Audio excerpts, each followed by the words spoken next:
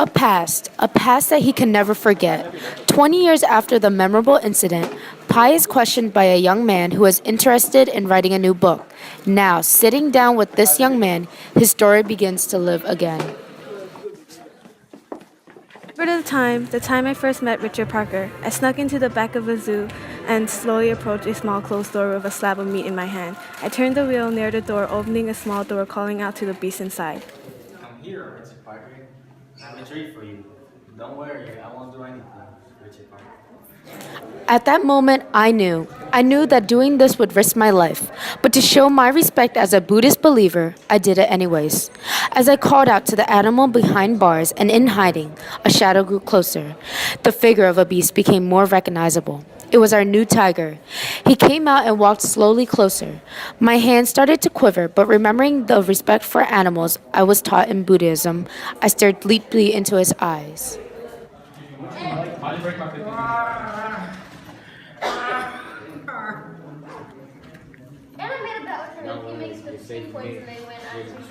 As he walked closer and closer to my hand, I slowed down my breathing. As Richard's eyes stared intensely at mine, I made sure that I was showing him a sign of respect. I slowly placed the stab of meat down in front of him and drew back my hand. Calmly, Richard Parker began to eat the meat. I got down to the line of sight so both of our eyes were looking at each other. I couldn't take my eyes off of him. He was magnificent. In this scene, we are showing the costly or painful sacrifice that believers display to others to show commitment to religion. Not long after Pi and his family and the animals in the zoo are requested to move to Canada.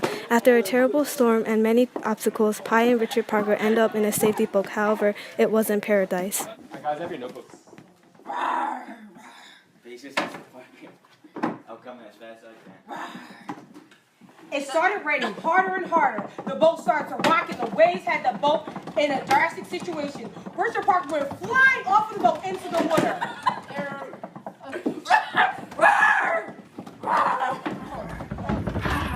Oh, Richard Parker. Swim. As I was screaming and trying to help Richard Parker, I noticed a bright spot appear through the dark clouds. It was the god of desire, Mara. I had such a desire to leave Richard Parker in the water, leaving me without worry of him killing me. Come on, Pi. You know what's better for your survival. I shall not even do such a thing. That is my friend. Come on, Pi. You know what's better for your I survival. shall not let you break me. Right. Oh, come there. Someone's there. I know you can do it. After the storm, Pi and Richard Parker reach an island. The island represents the end, yet a beginning. The end of a journey with Richard Parker, but a beginning of a glorious journey to enlightenment. Came upon an island. It was a relief. The island itself was filled with beautiful skies, clear water, fresh plants, and abundant fruits. When we arrived to this island, I wasn't aware that this would be the last time I would see Richard Parker. Yeah, man. There's a pineapple tree over there. Mango tree over there. Buddha has finally treated us. You think somebody lives over here? Why are we here, Richard Parker? Is there a logical reason?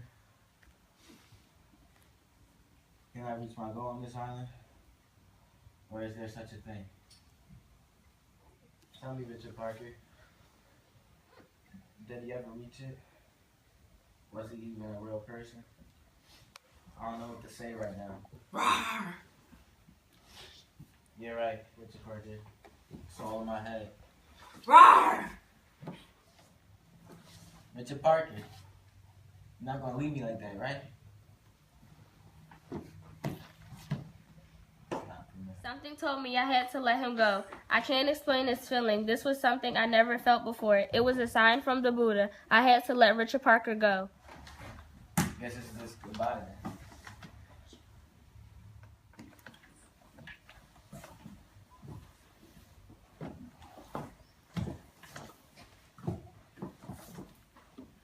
There was only one goal in my life, and that was to reach enlightenment. Last thing I remember was the boat coming closer and closer. I was meditating, and after a while, I couldn't feel myself breathe. I felt myself stand up, and I never felt any better in my life.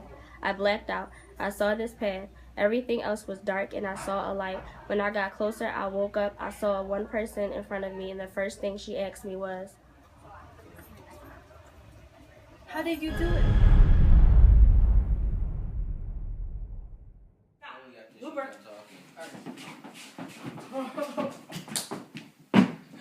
I don't think I said that enough today. There.